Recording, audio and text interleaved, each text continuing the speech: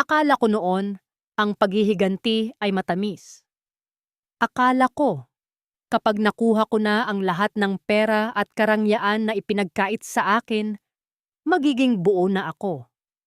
Hindi ko itatangi. Naging kabit ako. Pumatol ako sa asawa ng babaeng nagpahirap sa akin. Hindi dahil mahal ko siya, kundi dahil gusto kong bawiin ang dangal na tinapaktapakan nila. Pero ang perang galing sa dumi, tila may sariling paraan para bumalik sa lupa. Kung ikaw ang nasa kalagayan ko noon, gutom, sugatan, at walang kakampi, masasabi mo bang hindi mo rin gagawin ang ginawa ko? Minsan, kapag nakatingin ako sa mga palad ko ngayon, mga palad na magaspang na uli, mga kuko na wala ng kulay, naiisip ko kung totoo ba talaga yung mga taon na yon. Yung mga taon na akala ko, nalamangan ko ang tadhana. Tanga ko, di ba? Akala ko talaga noon, kapag may pera ka, abot langit ka na. Pero ang totoo, ang perang kinuha mo sa apoy, susunugin ka rin sa huli. Nagsimula ang lahat sa isang malaking bahay sa ibang bansa. Hindi ko nasasabihin kung saan, pero sapat na ang sabihing malayo ito sa Pilipinas. Malayo sa mga anak ko at malayo sa kahit anong yakap na pamilyar. Hindi ko malilimutan yung amoy ng bahay na yon. Amoy mamahaling jasmine na pabango ni Madam, pero laging may halong tapang ng Zonrox dahil sa walang tigil kong paglilinis. Yung sahig nila. Puting-puting marmol. Napakalamig sa paa, lalo na tuwing madaling araw na kailangan ko nang bumangon para maghanda ng almusal. Doon ko natutunang maging anino. Yung tipong nandoon ka, gumagalaw, pero hindi ka dapat nakikita. Hindi ka dapat naririnig. Si Madam. Maganda siya sa totoo lang.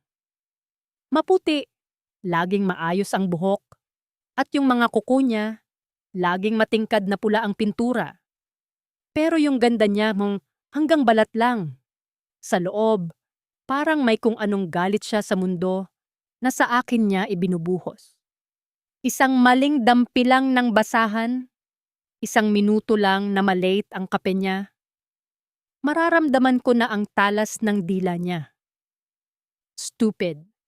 Animal. Inutil. Paulit-ulit. Minsan, hindi lang salita. Minsan, nararamdaman ko na lang yung dulo ng matulis niyang takong sa paa ko habang naglilinis ako sa ilalim ng lamesa. O kaya yung biglaang sampal na nagpapatalsik sa suot kong salamin. Dun sa bahay na yon, pakiramdam ko hindi ako tao. Isang gamit lang ako na kapag hindi gumana ng maayos, pwedeng saktan, pwedeng sipain. Wala akong makausap. Yung asawa ko sa Pilipinas, tuwing tatawag, ang laging tanong lang ay kung kailan ang dating ng remittance. Yung mga anak ko, sa litrato ko na lang nakikita ang paglaki. Malungkot? Kulang ang salitang malungkot. Para akong nalulunod sa gitna ng malaking bahay na yon. At kahit anong sigaw ko, walang nakakarinig. Hanggang sa isang gabi, habang nagpupunas ako ng mga dekorasyon sa library, pumasok si Sir. Hindi ko siya narinig, kaya nagulat ako nung bigla siyang magsalita sa likod ko. Inasahan ko na sisigawan din niya ako gaya ng ginagawa ng asawa niya kapag nagugulat. Pero hindi. Nanatili lang siyang nakatayo doon. At nung magtama ang mga mata namin, doon ko naramdaman yung unang bitak sa desisyon ko na maging anino lang. Iba yung tingin niya. Hindi gaya ng tingin ni Madam na parang nakatingin sa basahan. Sa tingin niya parang nakakita siya ng tao. Siguro doon nagsimula ang lahat. Sa isang tingin na hindi ko dapat binigyan ng kahulugan. Pero sa sobrang uhaw ko sa kahit anong klaseng pagpapahalaga, ininom ko ang lason kahit alam kong ikamamatay ko. Sabi ko sa sarili ko noon, Cherry, para sa pamilya mo to. Pero ang totoo, may bahagi sa akin na nagsasabing, gusto ko silang gantihan. Gusto kong sirain ang kung anong meron si Madam dahil pakiramdam ko, sinira na rin niya ang pagkatao ko. Hindi ko alam na sa bawat hakbang ko papalapit kay Sir, unti-unti ko na palang hinuhukay ang sarili kong libingan. Isang gabi, pagkatapos ng isang matinding away nila, yung naririnig ko ang pagbasag ng mga plato at ang malakas na hiyaw ni Madam. Naiwan si Sir sa kusina. Nakaupo siya, nakatitig sa basong may alak. Pumasok ako para linisin ang mga nabasag. Nakita ko yung pasa sa braso niya at yung lungkot sa mga mata niya na dati ay hindi ko napapansin. Cherry, tawag niya sa pangalan ko. Yun ang unang beses na binanggit niya ang pangalan ko ng walang halong utos. Bakit ang tahimik mo? Tumigil ako sa pagpulot ng bubog. Hindi ko alam kung ano ang isasagot. Paano ko sasabihin sa kanya na ang katahimikan ko lang ang tanging proteksyon ko? Pero nung lumapit siya at hinawakan ang kamay ko para pigilan ako sa pagpulot ng bubog, hindi ako umurong. Marumi ang kamay ko, amoy sabon at alikabok, pero hindi niya binitiwan. Doon ko nakita yung singsing niyang ginto na kumikinang sa ilalim ng ilaw ng kusina. Isang simbolo ng katapatan na sa gabing yon, pareho naming handang talikuran. Hindi ko alam kung bakit hindi ko binawi ang kamay ko. Siguro dahil sa loob ng 2 taon na paninilbihan ko sa bahay na yon, yun lang ang tanging pagkakataon na may humawak sa akin na hindi pananakit ang intensyon. Magaspang ang palad ni Sir, mainit at amoy mamahaling tabako. Isang amoy na kailanman ay hindi ko maiuugnay sa asawa ko sa probinsya na amoy lupa at araw. Look at this, bulong niya habang tinitingnan ang pasa sa braso ko. She did this, didn't she? Hindi ako sumagot. Yumuko lang ako. Ano bang dapat kong sabihin? Na oo, ang asawa niya ay isang halimaw? Nagabi-gabi akong umiiyak habang naglalagay ng malamig na bimpo sa mga pasa ko. Sa mundong ito, siya ang amo. Ako ang katulong. Pero nung mga sandaling yon, sa dilim ng kusina, parang nawala yung pader na yon. I'm sorry, Cherry, I'm so sorry, sabi niya uli. At doon, may dinukot siya sa bulsa niya. Isang rolyo ng pera. Hindi ko alam kung magkano, pero alam kong malaking halaga yon. Inilagay niya sa palad ko at itiniklop ang mga daliri ko. Take this, para sa mga anak mo. Huwag mong sasabihin sa kanya. Bilin niya. Dapat ba akong magpasalamat?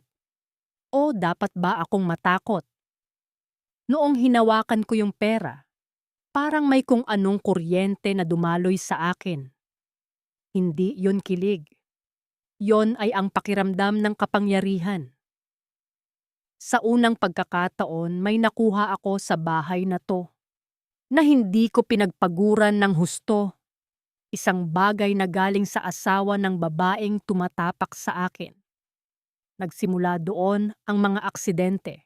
Isang beses, habang naglilinis ako ng kwarto nila at wala si Madam, bigla siyang papasok. Tititigan niya lang ako habang nag-aayos ng higaan. Minsan naman, kapag nag-aabot ako ng kape sa kanya, sinasadya niyang patagalin ang pagdampi ng mga daliri niya sa akin. At ako? Hindi ako lumalayo. Hinahayaan ko.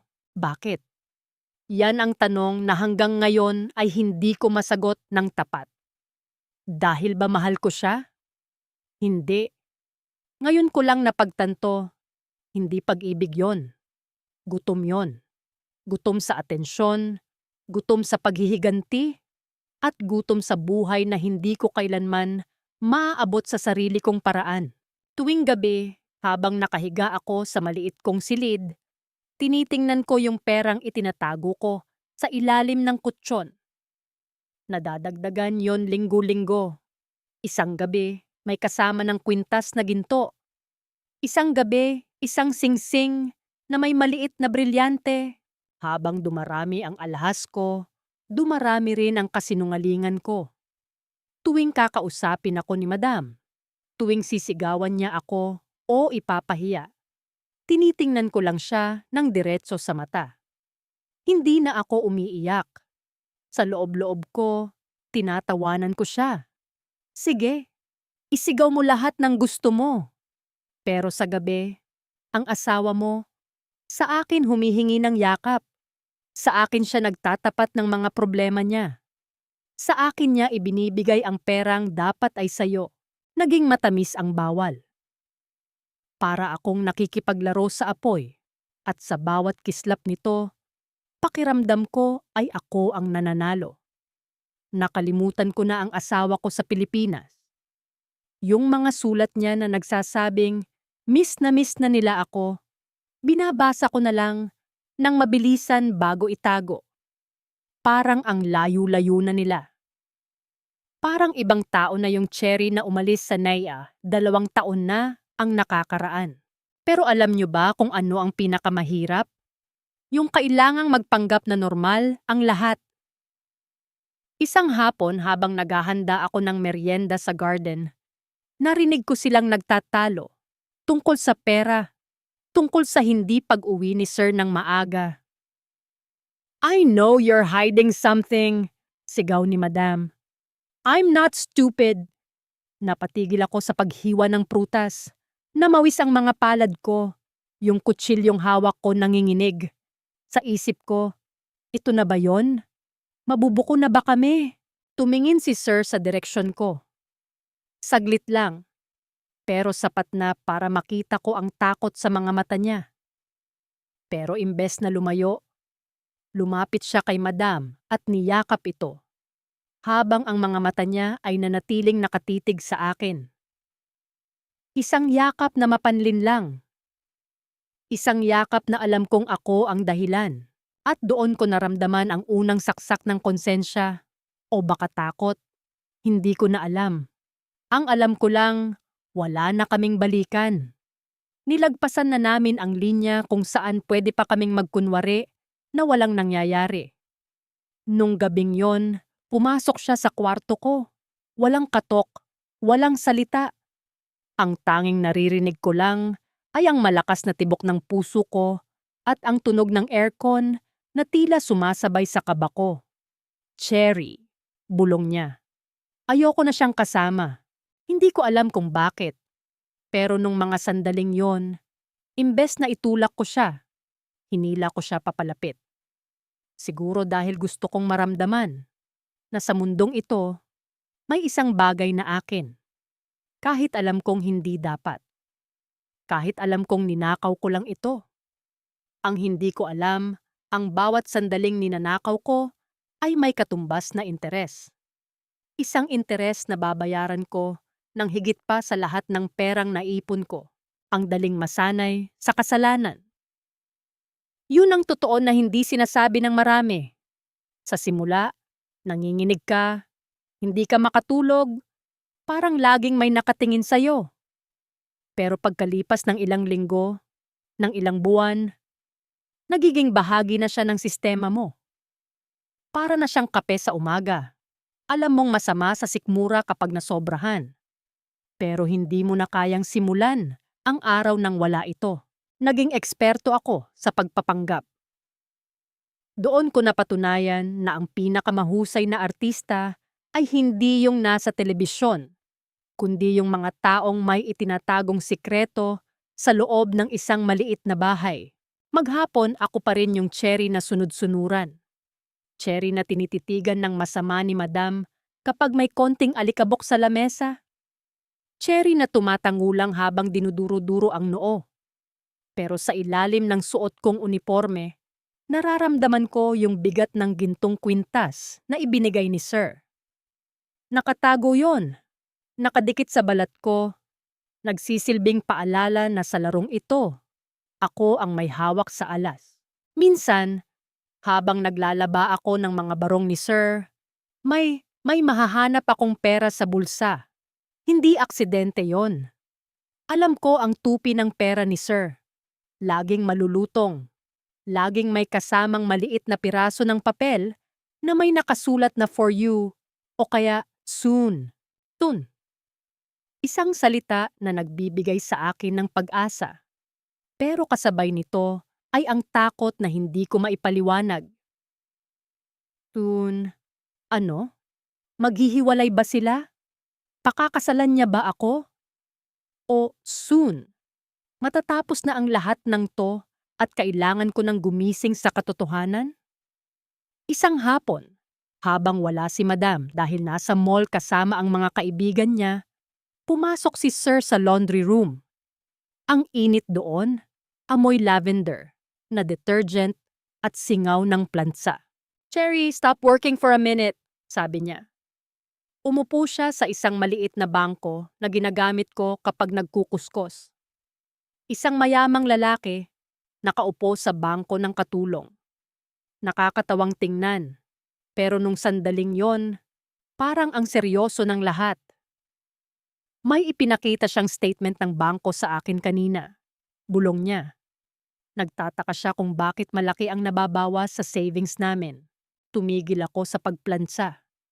Naramdaman ko yung biglang panlalamig ng mga kamay ko kahit na ang init-init sa loob ng kwarto. "Anong sinabi niyo, sir?" Sabi ko, may mga investments ako na hindi ko pa nasasabi sa kanya.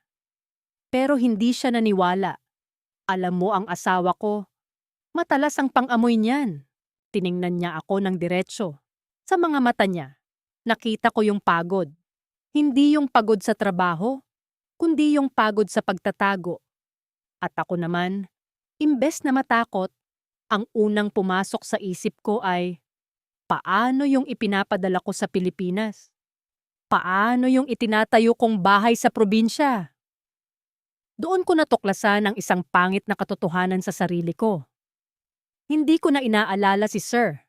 Ang inaalala ko ay yung daloy ng pera. Naging gahaman na ako. Ang paghihiganti ko kay Madam, naging negosyo na. "Kailangan nating mag-ingat, Cherry. Lalo na ngayon," sabi pa niya bago siya mabilis na lumabas. Dahil narinig namin ang pagbusina ng sasakyan ni Madam. Mabilis kong itinago yung huling perang ibinigay niya sa loob ng isang lumang medyas na may butas sa daliri. Yun ang taguan ko. Sino ba naman ang mag-aakala na ang isang butas na medyas ay naglalaman ng halagang katumbas ng ilang buwang sweldo ng isang ordinaryong manggagawa? Pagpasok ni Madam, uminit agad ang ulo niya.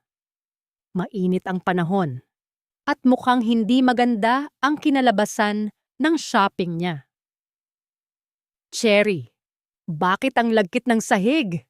Nagmop ka ba talaga?" Sigaw niya mula sa sala.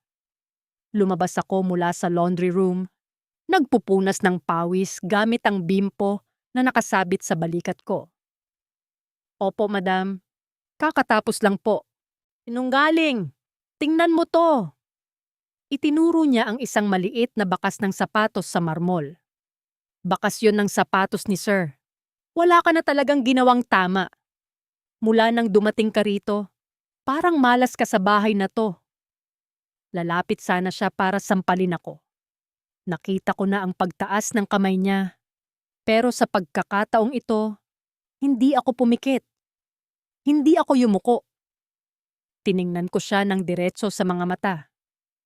Isang tingin na punong-puno ng lihim na tagumpay. "Bakit mo ako tinitingnan ng ganyan?" Lalo siyang nagalit. "Gusto mong mapauwi ng maaga? Gusto mong itapon ko ang mga gamit mo sa labas?" Eksaktong bumaba si Sir mula sa hagdan. Nakita niya ang eksena. Nakita ko ang takot sa mukha niya na baka lumaban ako at masabi ko ang lahat. Pero hindi ako tanga. Alam ko kung kailan dapat umatras. "Pasensya na po, Madam.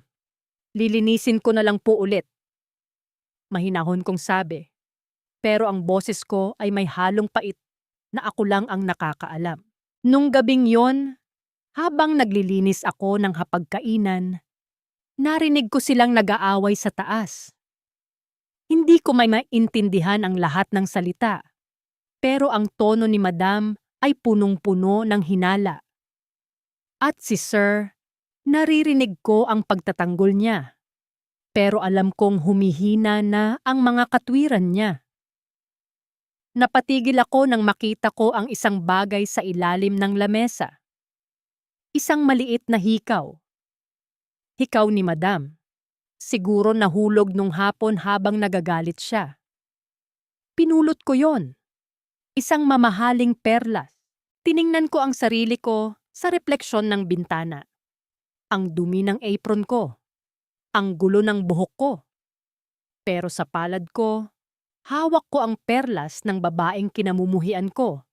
At sa loob ng silid ko, hawak ko ang katapatan ng asawa niya.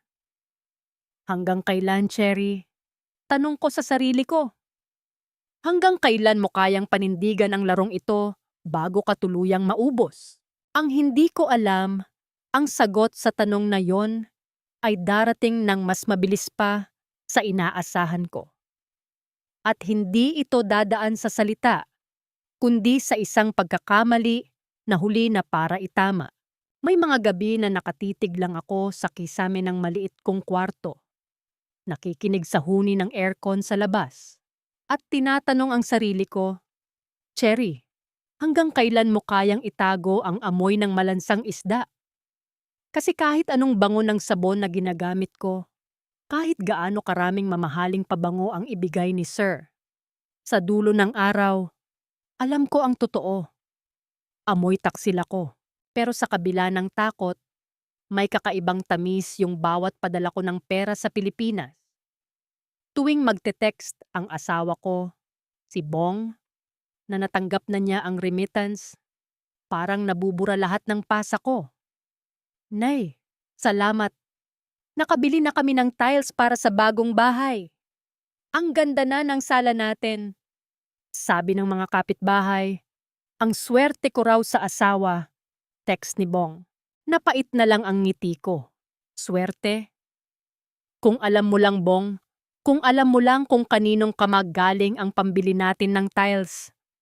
Kung alam mo lang na ang bawat hollow block ng bahay natin nakatayo sa isang pundasyon ng kasalanan. Pero hindi ko pwedeng sabihin. Kailangan kong panindigan ang imahe ng isang bayaning OFW. Habang tumatagal, lalong nagiging mapangahas si Sir. Isang araw, nung umalis si Madam para magstay sa nanay niya ng isang linggo, parang naging bahay namin yung mansyon. Doon ko naramdaman kung paano maging reyna sa loob ng isang bahay na hindi akin. Kumakain kami sa iisang lamesa. Hindi na ako sa kusina kumakain. Doon na ako sa dining table, sa mismong upuan ni Madam. You look beautiful in that chair, Cherry. Sabi ni Sir habang pinapanood akong humihigop ng tsaa. Darpanin. Baka may makakita sa atin. Paalala ko. Pero mahina lang. Sa totoo lang, gusto ko yung pakiramdam. Gusto ko yung atensyon. Walang makakakita. At kahit may makakita, sino ang maniniwala sa kanila? I am the master here. Sagot niya ng mayabang.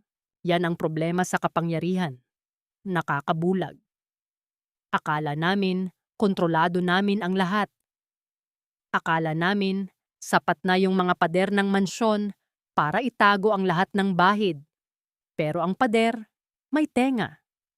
At ang mga mata ng mga tao sa paligid, kahit hindi mo nakikita, laging nakamasid. Isang gabi, habang nasa loob kami ng library, ang paboritong lugar ni Sir, biglang tumunog ang telepono sa sala. Hindi yung cellphone niya, kundi yung landline. Nakalimutan naming i-unplug. Napatigil kami. Parang tumigil din ang mundo ko. Ang lakas ng pintig ng puso ko, parang gustong lumabas sa dibdib ko. Hiningal ako, hindi dahil sa pagod, kundi dahil sa matinding kaba. Don't answer it, bulong ni Sir. Pero hindi tumitigil ang tunog.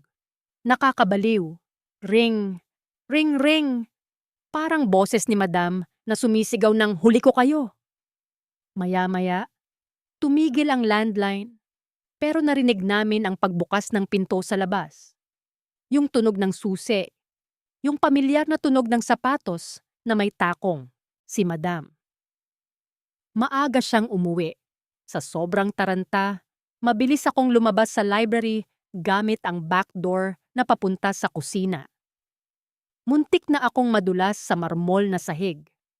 Mabilis kong kinuha ang basahan at kunwari ay nagmop ako ng sahig. Nanginginig ang mga kamay ko. Ramdam ko ang lamig ng pawis sa likod ko. "Cherry!" sigaw ni Madam pagpasok pa lang. "Oo po, Madam," sumagot ako. Sinusubukang gawing normal ang boses ko kahit parang sasabog na ang baga ko. Bakit madilim sa sala? At nasaan ang asawa ko? Eksaktong lumabas si Sir mula sa library. May hawak na libro. Mukhang kalmado pero alam ko, bilang babae niya, na peke ang pagkakalma niya. "I'm here, honey. Bakit ang aga mo? I thought you're staying at your mom's." Tiningnan siya ni Madam. Matagal. Yung tingin na parang hinihiwa ang kaluluwa mo. Pagkatapos, tumingin siya sa akin. Mula ulo hanggang paa. Nanliit ako. Pakiramdam ko, kahit suot ko ang uniforme ko, nakikita niya ang lahat ng itinatago ko. "May amoy dito," sabi ni Madam. "Amoy pabango. Isang mura at matamis na pabango." Nanigas ako. Yun ang pabangong ibinigay ni Sir sa akin nung isang gabi. Nakalimutan kong hugasan ang leeg ko ng maayos. "Baka sa detergent lang yan, honey," depensa ni Sir. Hindi sumagot si Madam. Lumakad siya papalapit sa akin. Bawat hakbang niya, parang hatol ng kamatayan. Huminto siya sa tapat ko. Sobrang lapit na, naaamoy ko na ang mamahalin niyang jasmine perfume. "Cherry, may dumi ka sa muka," sabi niya. Itinaas niya ang kamay niya. Akala ko sasampalin niya ako. Napapikit ako. Pero hindi. Ginamit niya ang hinlalaki niya para pahirin ang gilid ng labi ko. "Lipstick," sabi niya ng mahina, pero puno ng lason. Bakit may lipstick ang isang katulong na naglilinis lang ng bahay sa gabi? Tumingin ako kay Sir. Umiwas siya ng tingin. Doon ko natanto ang unang aral ng pagiging kabit. Sa oras ng panganib, ikaw ang unang ilalaglag. Ikaw ang laging talo. Ang katahimikan ni Madam ang pinakamalupit na parusa. Noong gabing yon, matapos niyang mapansin ang lipstick sa labi ko, hindi siya sumigaw. Hindi siya nagwala. Tiningnan niya lang ako nang may mapait na ngiti, bago siya tumalikod at pumasok sa kwarto nila ni Sir. Pero mas masakit yung ginawa ni Sir. Hindi niya ako nilingon. Parang hindi niya ako kilala. Parang hindi kami galing sa iisang kama, ilang minuto lang ang nakalilipas. Doon ko natanto na sa mundong ito, ng mga mayayaman, ang mga tulad ko ay parang tissue. Kapag tapos ng gamitin, madaling itapon para hindi madungisan ang kanilang pangalan. Kinabukasan, naging impyerno ang buhay ko. Hindi na ako pinapalabas ng bahay ni Madam, kahit para magtapon ng basura. Lahat ng galaw ko, sinusundan niya ng tingin. Habang naglalampaso ako, nakatayo lang siya sa itaas ng hagdan. Pinapanood ako. Hawak ang isang baso ng wine. "Cherry," tawag niya isang hapon. Ang boses niya, parang talim ng kutsilyo na dahan-dahang humahati sa hangin. "Opo, Madam. Alam mo ba kung anong nangyayari sa mga taong kumukuha ng hindi sa kanila?" Tanong niya habang tinitingnan Ang mahaba at matulis niyang mga kuko na bagong pintura ng itim. Dito sa bansang ito, pinuputulan sila ng kamay. Pero sa akin, mas malala ang ginagawa ko. Hindi ako nakasagot. Nanatili akong nakaluhod sa sahig. Hawak ang basahan. Ang tanging naririnig ko lang ay ang tunog ng sarili kong paghinga at ang mahinang kalansing ng mga alahas niya. Gusto mo na bang umuwi? Bigla niyang tanong. Madam? Nag-angat ako ng tingin. Yun ang pangarap ko. Ang makauwi na dala ang lahat ng naipon ko. Pero ang tono ng boses niya, hindi nag-aalok ng kalayaan. Nag-aalok siya ng takot. Sige, uuwi ka. Pero sisiguraduhin ko na pag-uwi mo, wala kang mukhang ihaharap sa asawa at mga anak mo. I know everything, Cherry. Don't think I'm blind.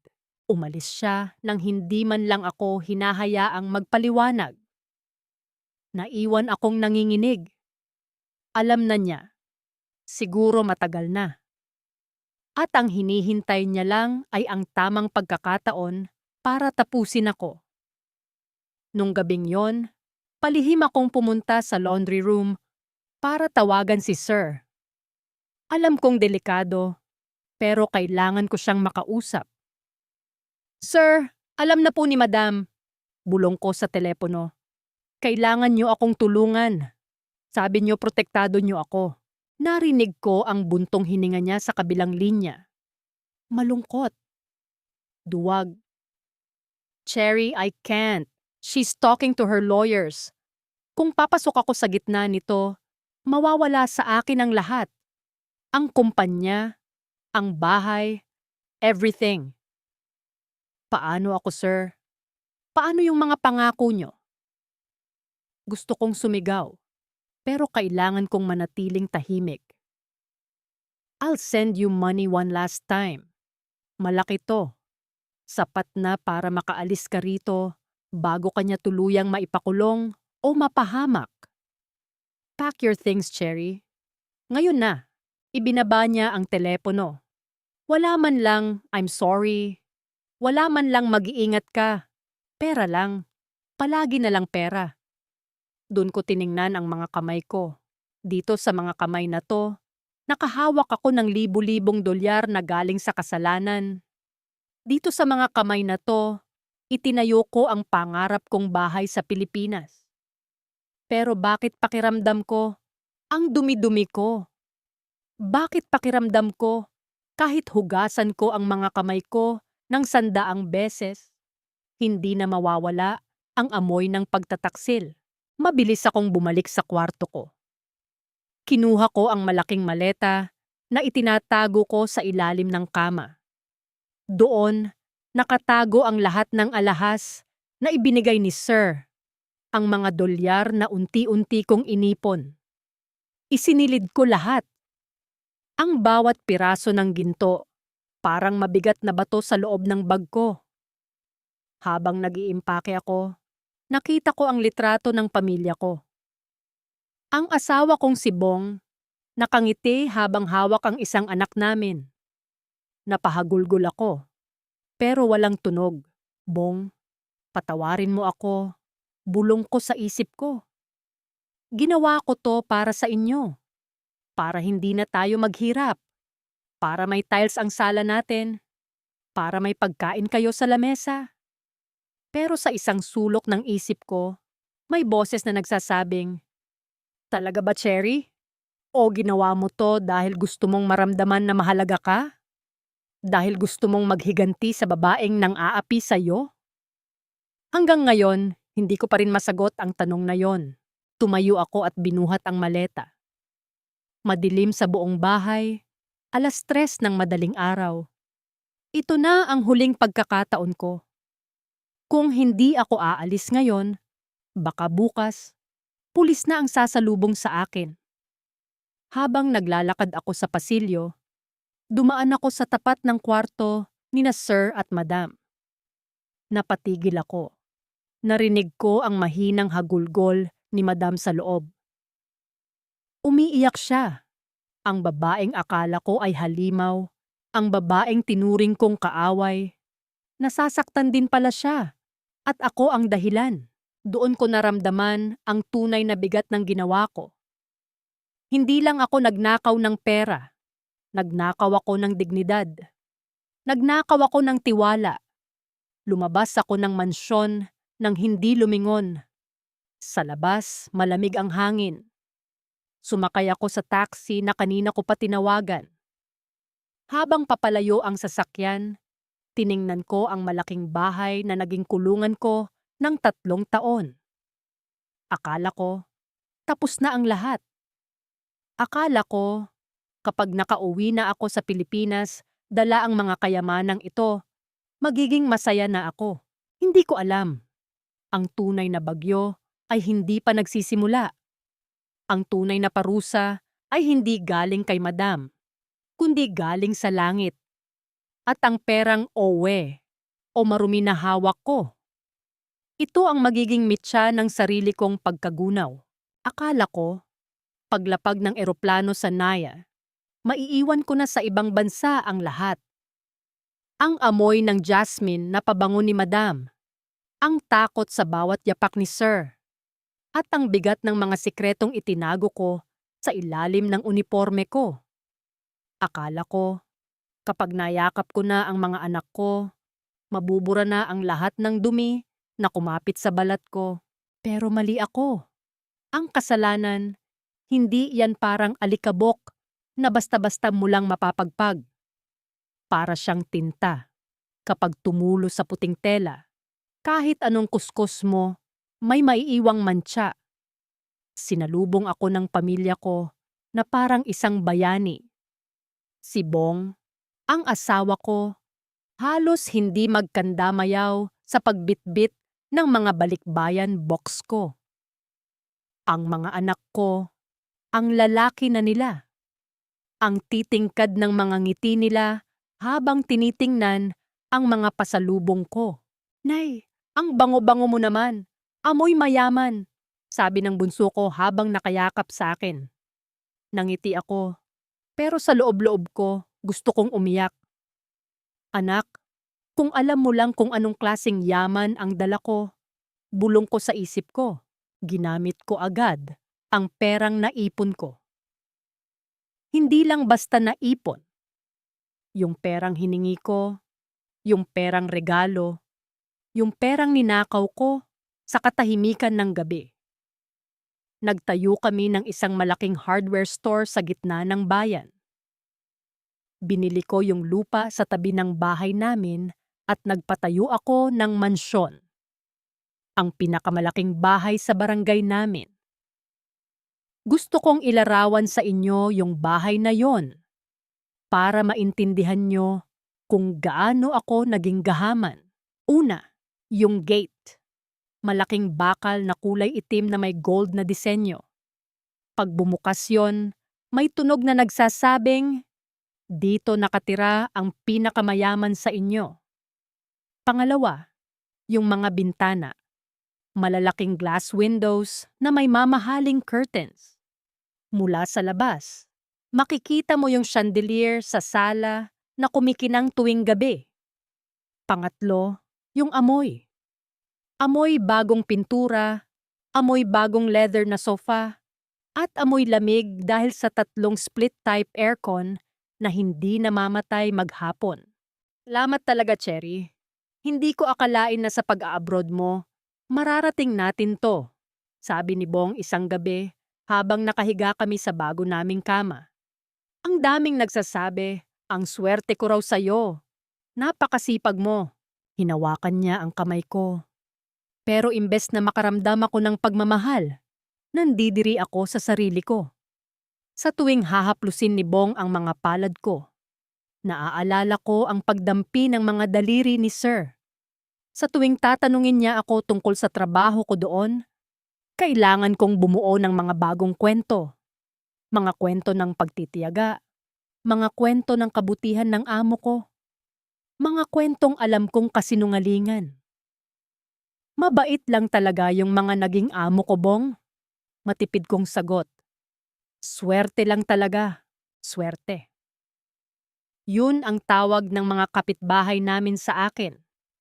Pero sa gabi, kapag tahimik na ang lahat at ang tanging naririnig ko na lang ay ang mahinang huni ng aircon, hindi swerte ang nararamdaman ko. Hindi ko alam kung bakit, pero ang bawat gamit sa loob ng bahay na yon parang may sinasabi sa akin. Yung chandelier, parang mga mata ni Madam na nanlilisik habang tinatanong ako kung bakit may lipstick ako sa labi. Yung malambot na kama, parang paalala ng bawat gabing ipinagkanulo ko ang asawa ko. Naging matagumpay ang hardware store namin. Mabilis ang pasok ng pera. Sabi ko sa sarili ko, "Oh, ayan na Cherry, mayaman ka na. Wala nang makakatapak sa'yo. Hindi mo na kailangang magmop ng sahig ng ibang tao."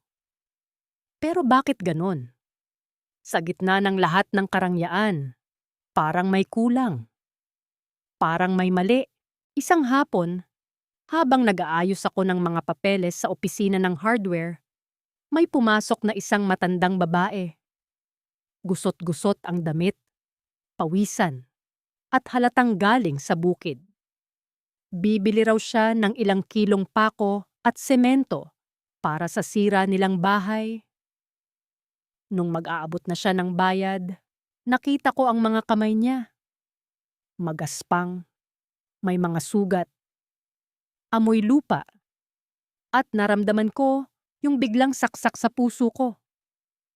Naalala ko ang sarili ko nung bago ako umalis ng Pilipinas. Mahirap pero malinis. Pagod pero marangal. "Salamat po, ma'am," sabi ng matanda nang iabot ko ang sukli niya. "Napakabait niyo naman po. Sana po ay lalo pa kayong pagpalain ng Diyos dahil sa pagtulong niyo sa amin." Pagpalain ng Diyos. Nung marinig ko ang salitang yun, parang binuhusan ako ng malamig na tubig.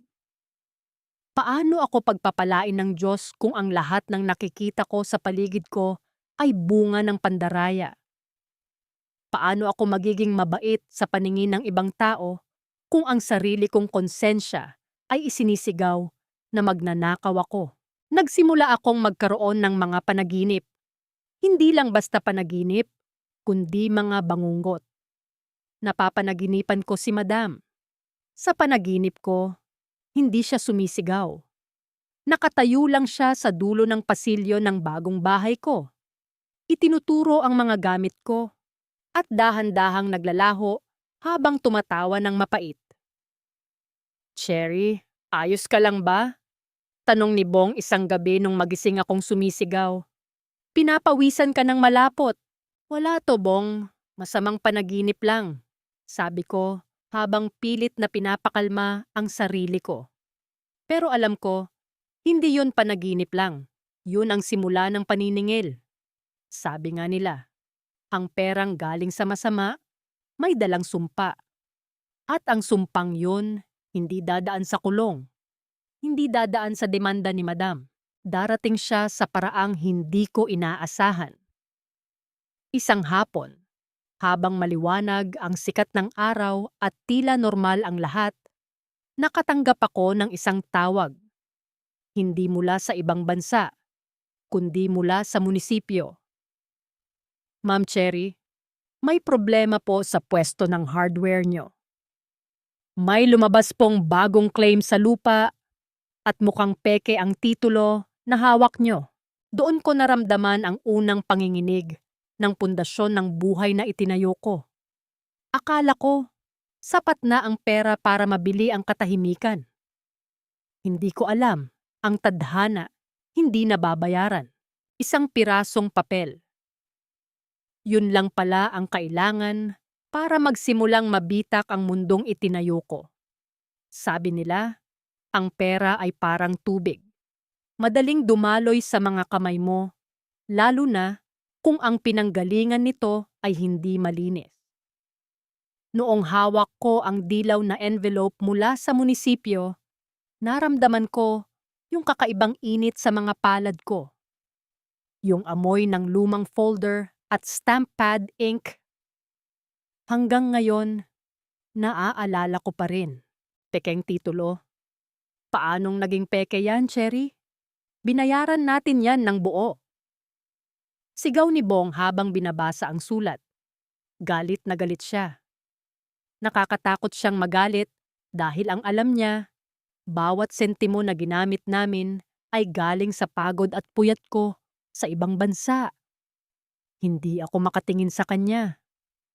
Paano ko sasabihin na nung binili ko ang lupang yon, nagmadali ako? Na dahil madali kong nakuha ang pera, madali ko ring ibinigay sa mga taong nangako sa akin ng shortcut? Ayusin ko to, Bong. Baka nagkamali lang sila. Mahina kong sabi. Pero sa loob-loob ko, alam ko na. Hindi ito pagkakamali. Ito na yung simula ng paniningil. Sabi nga sa akin ng isang matanda noon sa probinsya, ang perang kinuha sa dilim din mawawala. Nagbayad ako ng abogado. Malaking halaga. Isang sikat na abogado sa bayan na ang amoy ng hininga ay laging kape at sigarilyo. Tuwing kakausapin niya ako, tinititigan niya ang mga alahas ko. Ang mga alahas na galing kay Sir. Ma'am Cherry, mahaba-habang laban to. Maraming kailangang ayusin sa munisipyo. Alam niyo naman, sa panahon ngayon, ang hustisya ay may presyo. Sabi niya habang dahan-dahang itinitupi ang mga dokumento.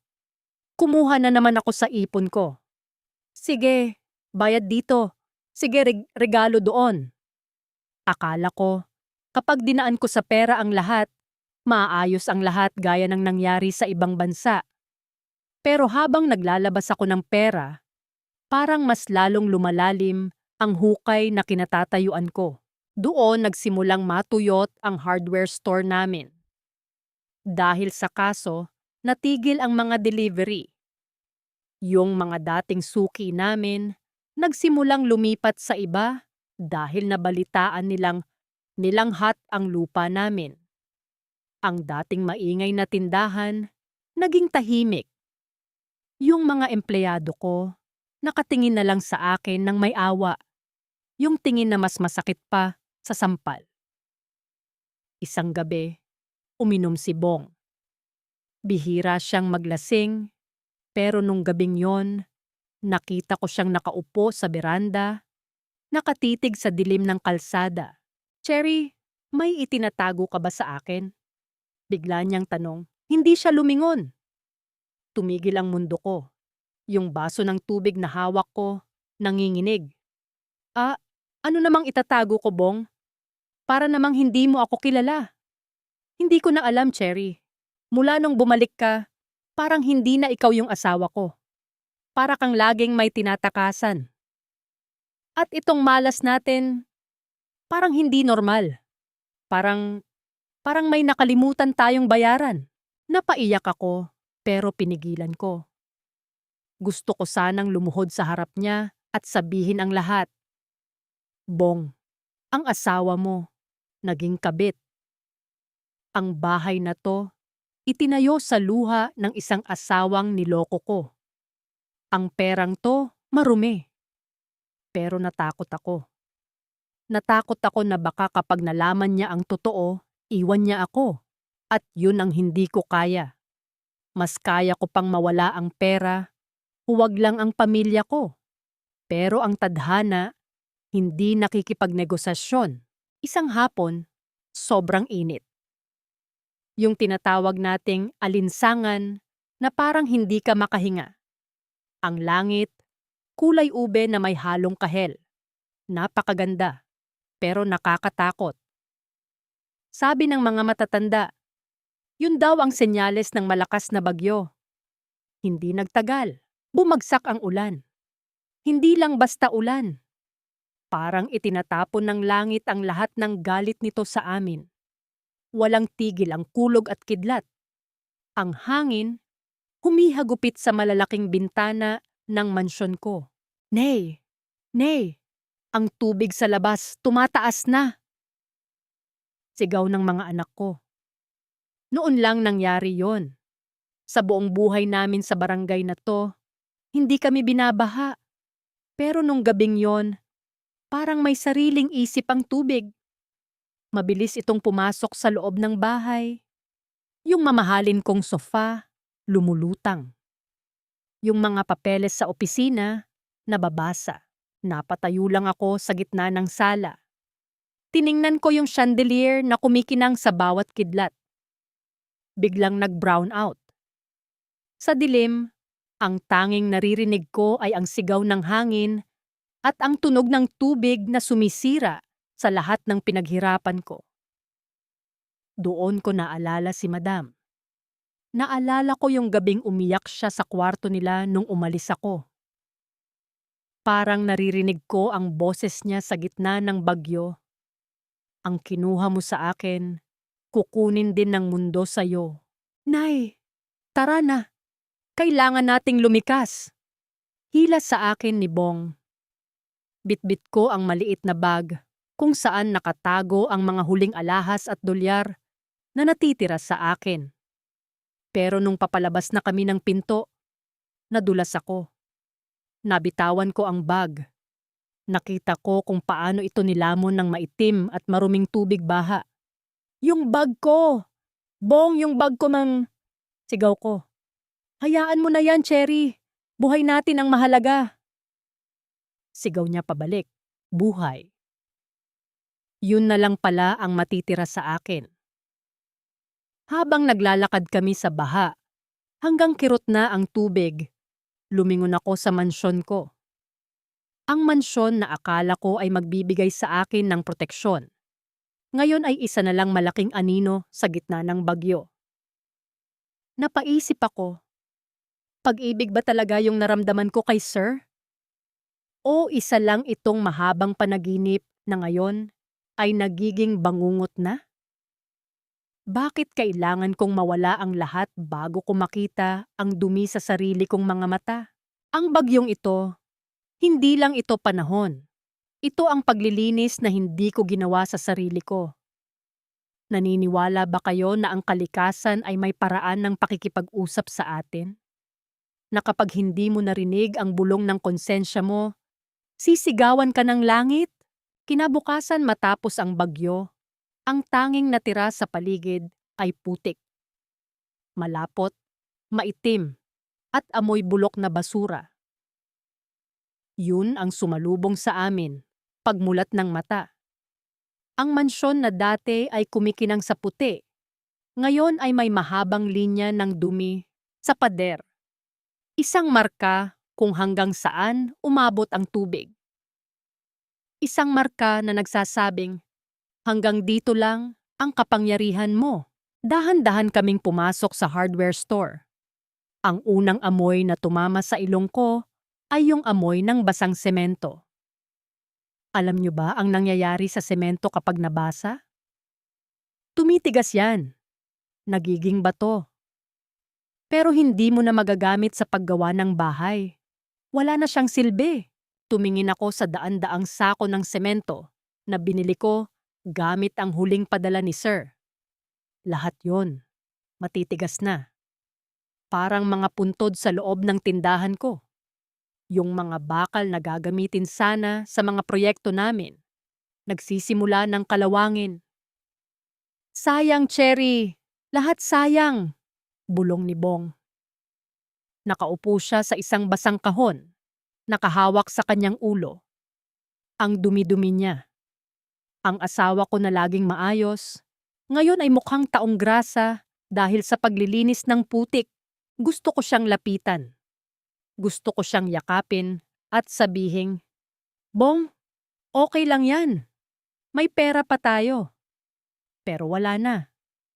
Yung bag na naglalaman ng huling alas ko, yung mga alahas na diamante, yung mga dolyar na hindi ko pa napapalit, nilamon na ng baha.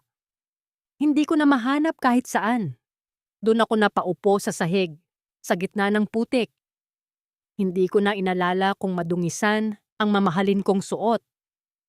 Humagulgol ako. Pero hindi ako umiiyak para sa semento. Hindi ako umiiyak para sa bakal. Umiiyak ako dahil doon ko lang nakita ang sarili ko. Sino ba si Cherry? Isang babaeng nangarap ng maginhawang buhay?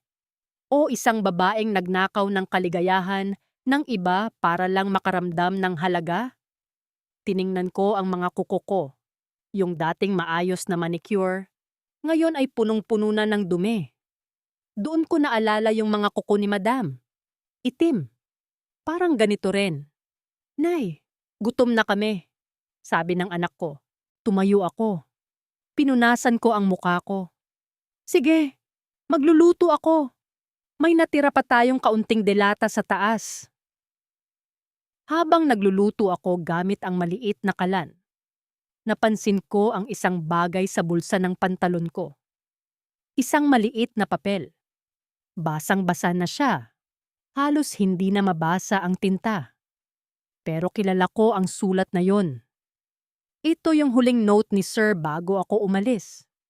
I'll see you again, Cherry. Wait for me. Bigla akong nandidire. Wait for me? Para sa ano? Para maging anino uli sa ilalim ng higaan niya? Para maging gamit na itatapon kapag nalaman na ng asawa niya? Inihulog ko ang papel sa apoy ng kalan. Pinanood ko kung paano ito naging abo. Kasabay ng pagtupok sa papel na, yun, parang may kung anong nabasag sa loob ko. Ang ilusyon ng pag-ibig na itinanim ko sa isip ko para lang hindi ako makaramdam ng kasalanan. Ngayon, wala na siya. Hindi ako minahal ni Sir. Ginamit niya lang ako dahil sawang-sawa na siya sa asawa niya. At hindi ko rin siya minahal. Ginamit ko lang siya dahil sawang-sawa na ako sa pagiging mahirap. Kinasuhan kami ng may-ari ng lupa makalipas ang 1 linggo. Dahil sa baha, hindi kami makabayad sa abogado. Ang hardware store na inaasahan naming magliligtas sa amin, naging utang. Ang mansyon na itinayo ko, kailangan naming ibenta para lang hindi kami makulong dahil sa mga utang sa supplier. Cherry, kailangan nating lumipat, sabi ni Bong. May maliit na bahay ang kapatid ko sa kabilang bayan. Doon muna tayo. Maliit na bahay, gawa sa kawayan at nipa, balik sa dati.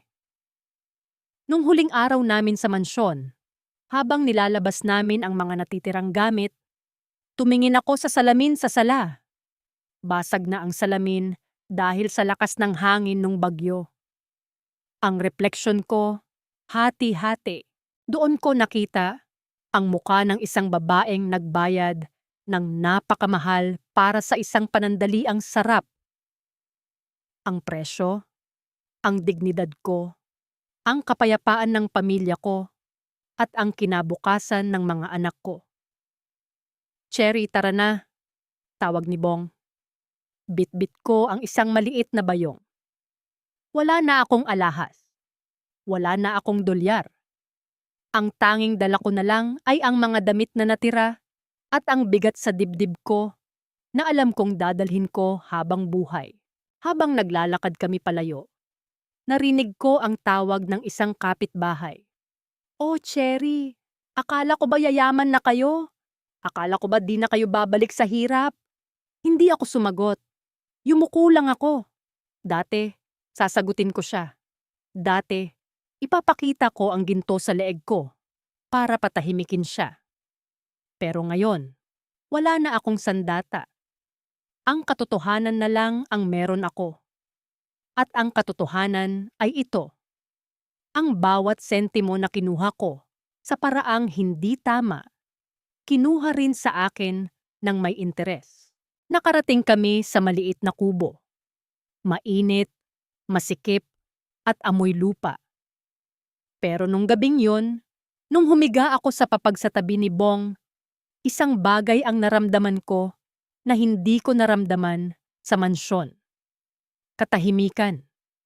Hindi dahil okay na ang lahat, kundi dahil wala na akong itatago, wala na akong hollow block na gawa sa kasinungalingan. Pero ang tanong, sapat na ba ang paghihirap na to para mabura ang kasalanan ko? O ito pa lang ang simula ng tunay na paniningil. Mahirap palang bumalik sa wala. Pero mas mahirap palang bumalik sa wala na may dalang mabigat na sikreto. Ang buhay namin sa kubo ay malayo sa lamig ng aircon at kintab ng marmol. Dito, ang gigising sa'yo sa madaling araw ay hindi alarm clock, kundi ang tilaok ng manok at ang tagos na lamig ng hangin sa pagitan ng mga kawayan. Ang higaan namin, papag. Isang banig lang ang pagitan ng likod ko sa matitigas na kawayan. Noong unang gabi namin doon, hindi ako makatulog. Pinakikinggan ko ang hininga ni Bong sa tabi ko. Regular, malalim, payapa. Tinatanong ko ang sarili ko, paano niya nagagawang matulog ng ganoon kalmado? Siguro dahil kahit wala siyang pera, wala siyang tinatago. Ang konsensya niya, kasing linis ng hangin sa bukid. Samantalang ako, nakapikit man ang mga mata, gising na gising ang mga alaala. Para mabuhay, bumalik ako sa paglalaba. Pero sa pagkakataong ito, hindi na para sa isang mayamang madam sa ibang bansa. Naglalaba ako para sa mga kapitbahay namin. Yung mga taong dati ay tinitingnan ko ng mataas mula sa bintana ng mansyon ko. Ngayon, sila na ang nag-aabot sa akin ng balde ng maruruming damit. May isang hapon, habang nagkukuskos ako ng mga maong sa tapat ng poso, naramdaman ko ang hapdi sa mga daliri ko. Tiningnan ko, pumutok na ang mga kuko ko. Wala na yung kintab. May mga sugat na at nangingitim sa dumi. Napatawa ako ng mapait. Nakakatawa ang tadhana, di ba? Noong naging kabit ako, ang tanging trabaho ko lang ay pasayahin si Sir at magkunwaring naglilinis. Ngayon, kailangan kong ubusin ang lakas ko sa harap ng poso para lang makabili ng 1 kilong bigas. Nay, tulungan na kita, sabi ng panganay ko. 12 taon na siya. Dapat ay nag-aaral siya ng maayos. Pero dahil sa nangyari, tumutulong na rin siya sa pagde-deliver ng mga nilabhan ko. Huwag na nak, mag-aral ka na lang doon. Kaya ni nanay to, sagot ko. Pero habang tinitingnan ko ang anak ko, isang takot ang bumalot sa akin. Paano kung malaman nila? Paano kung balang araw may makarating na balita mula sa ibang bansa? Paano kung ang tingin ng paghanga sa mga mata ng mga anak ko ay mapalitan ng pandidiri? Yun ang pinakamabigat na parusa. Hindi yung pagkawala ng pera, kundi yung takot na baka mawala ang tingin sa akin ng mga anak ko bilang isang mabuting ina. Isang gabi, pag-uwi ni Bong mula sa pagkakargador sa palengke, may dala siyang maliit na supot. Cherry, tingnan mo. Nakabili ako ng paborito mong tinapay. Mainit pa yan, sabi niya nang may malapad na ngiti. Ang mukha niya, punong-puno ng uling at pawis. Pero ang mga mata niya, nagniningning sa tuwa dahil may naiuwi siya sa akin.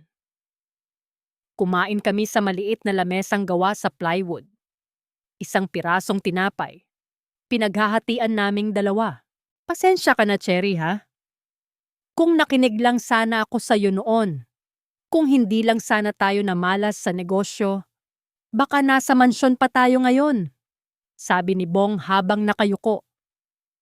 Doon ko naramdaman ang pinakamatinding kirot sa dibdib ko. Sinisisi niya ang sarili niya. Inaakala niya na malas lang ang lahat. Hindi niya alam na ang malas na yon ay ako. Ako ang nagdala ng sumpa sa bahay na yon.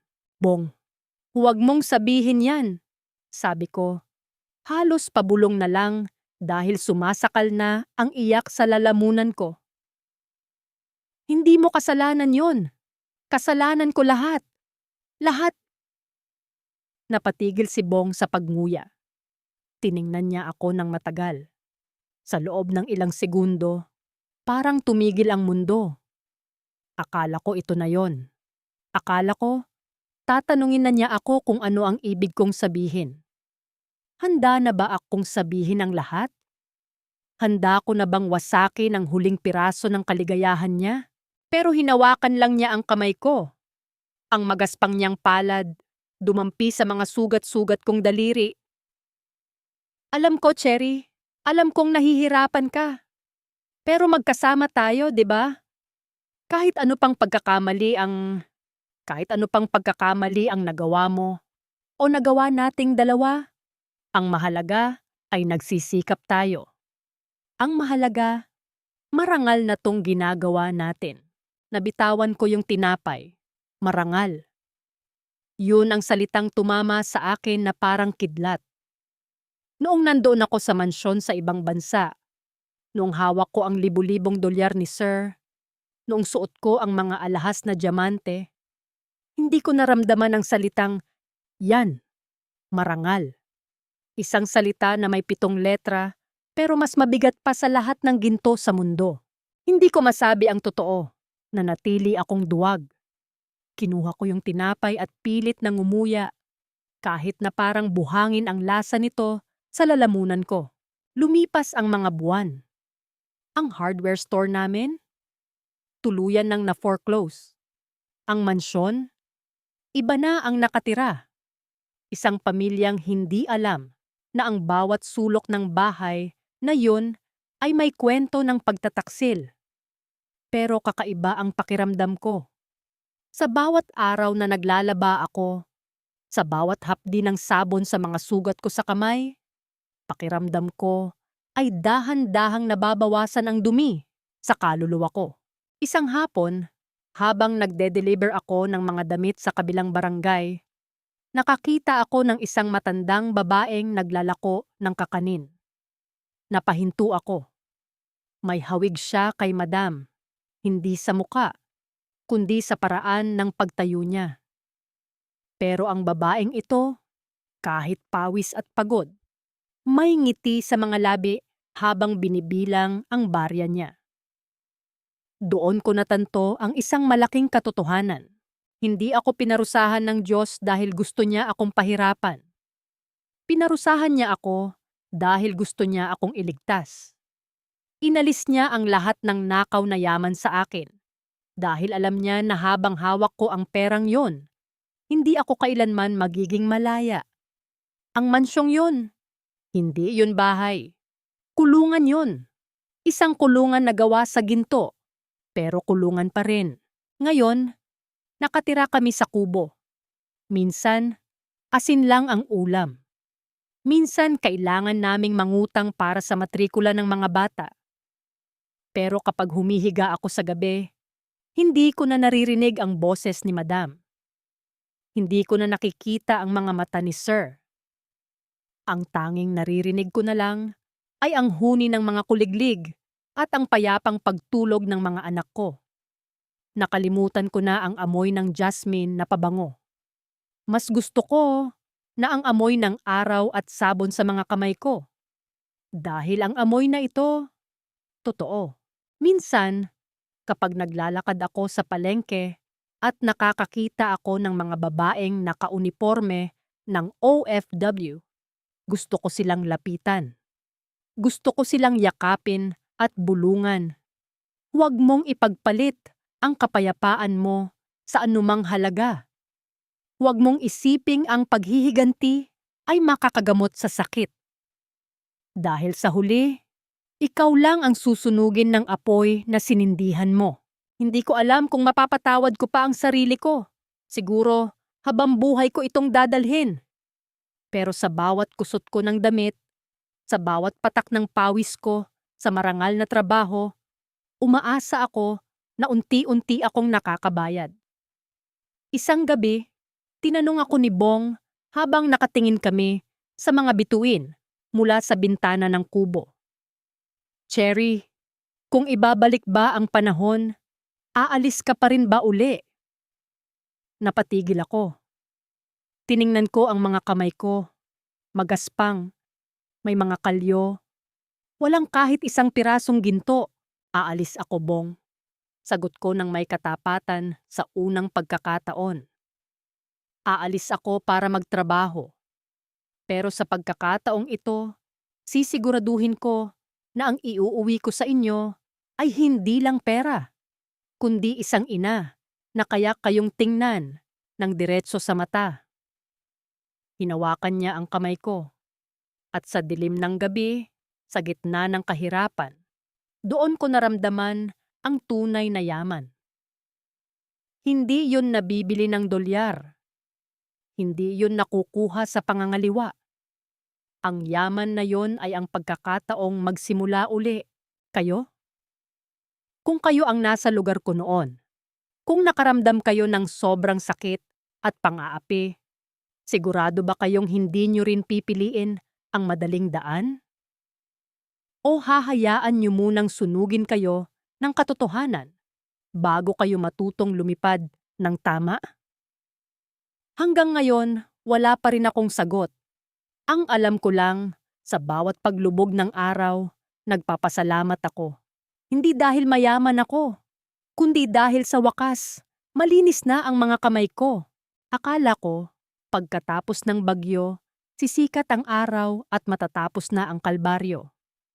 Pero mali ako.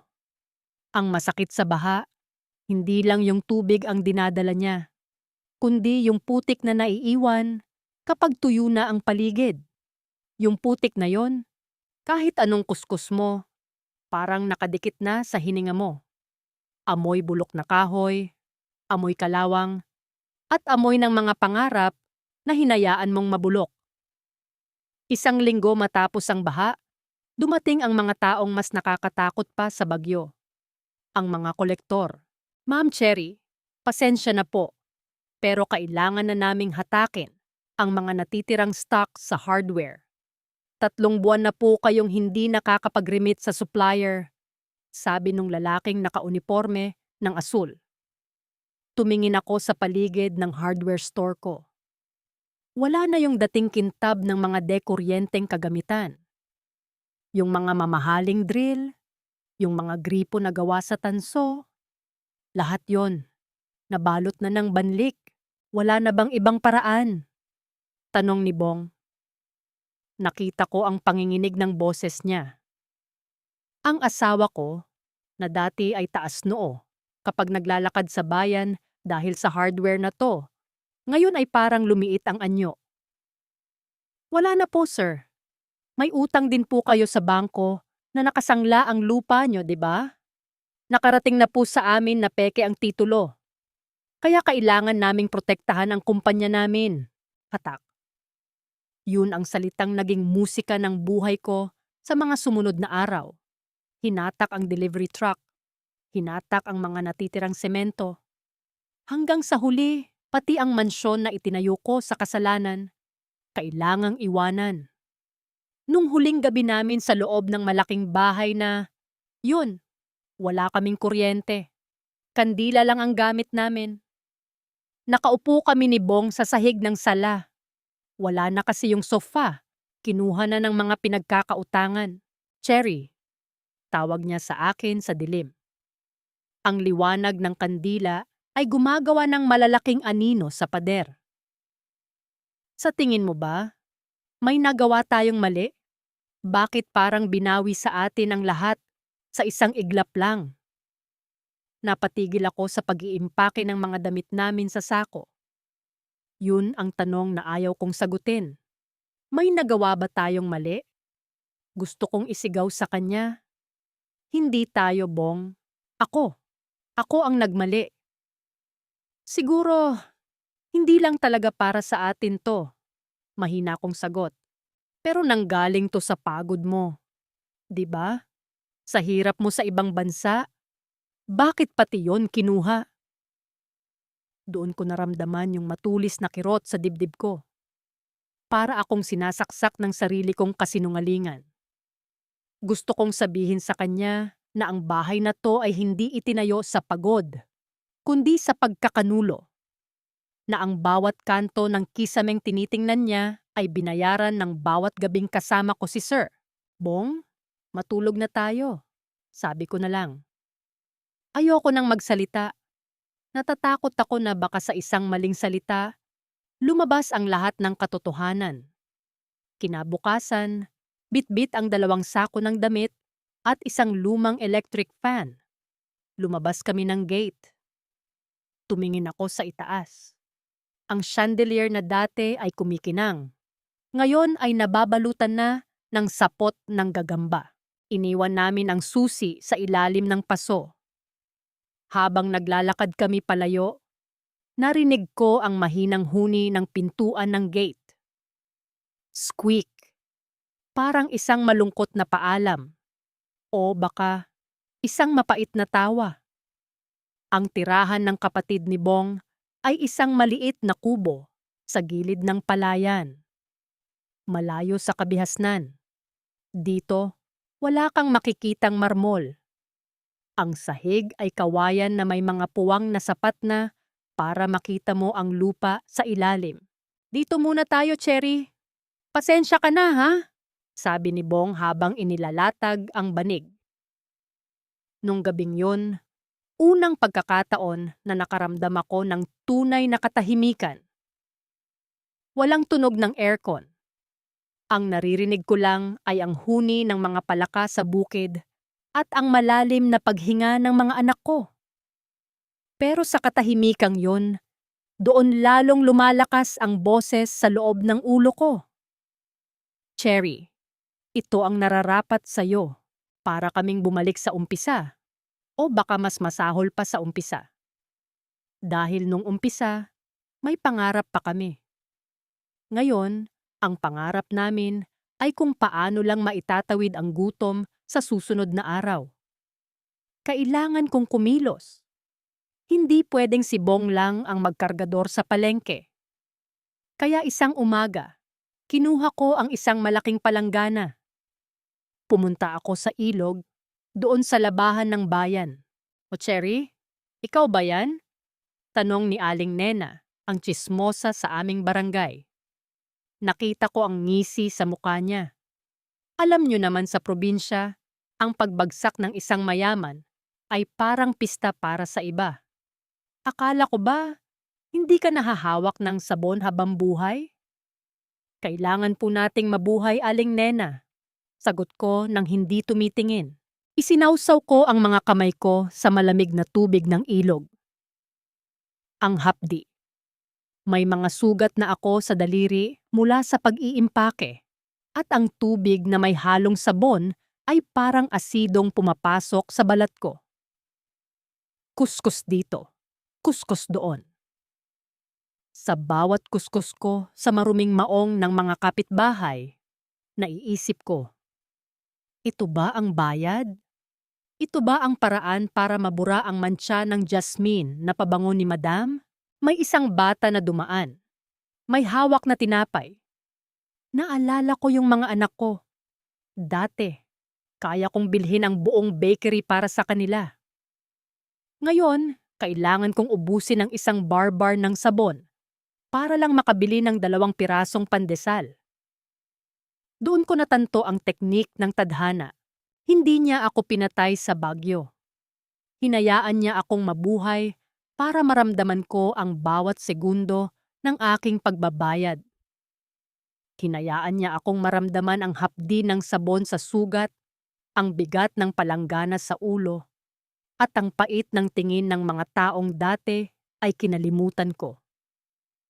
Isang hapon, habang naglalaba ako, may nakita akong isang lumang resibo sa bulsa ng nilalabhan ko. Resibo ng isang mamahaling restaurant sa Maynila. Tiningnan ko yon. Doon ko naramdaman yung biglang panlalamig. Naalala ko si Sir. Kumusta na kaya siya? Naaalala niya pa kaya ang Cherry na nangako sa kanya ng lahat? O baka, gaya ng mansyon ko, pinalitan na rin niya ako ng bago? Natawa ako. Isang tawa na nauwi sa hikbi. Tanga ko talaga. Akala ko, espesyal ako sa kanya. Akala ko, ako ang magliligtas sa kanya sa malungkot niyang pagsasama kay Madam.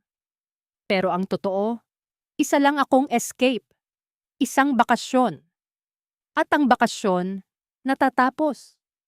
Samantalang ang asawa, kahit gaano kasama, ay ang siyang naiiwan sa huli. Gusto kong itanong sa sarili ko, Cherry, kung hindi ka ba naging gahaman? Kung nanatili ka na lang tapat na katulong kahit binubulyawan ka, nasaan ka kaya ngayon? Siguro, wala akong mansyong nawala. Pero siguro rin, nakakatulog ako nang hindi kailangang magising sa gabi dahil sa takot na baka ang bawat tunog ng dahon ay ang yabag ng pulis na huhuli sa akin. Ang kahirapan ay parang anay. Unti-unti nitong kinakain ang pundasyon ng isang relasyon hanggang sa isang araw, magising ka na lang na gumuho na ang lahat. Si Bong ay naging tahimik. Mas tahimik kaysa nung nasa ibang bansa ako. Tuwing uuwi siya mula sa palengke, ang amoy niya ay amoy bulok na isda at pawis. Inilalapag niya ang 300 piso sa lamesa. Ang kinita niya sa buong araw na pagbubuhat ng sako. Cherry, may balita ako sa bayan. Sabi niya habang kumakain kami ng ginisang kangkong. Ano yon? Yung kumpanya nung supplier natin. Nagdedemanda raw. Hinahanap daw nila yung taong nagbenta sa'yo ng lupang yon. At pati raw tayo.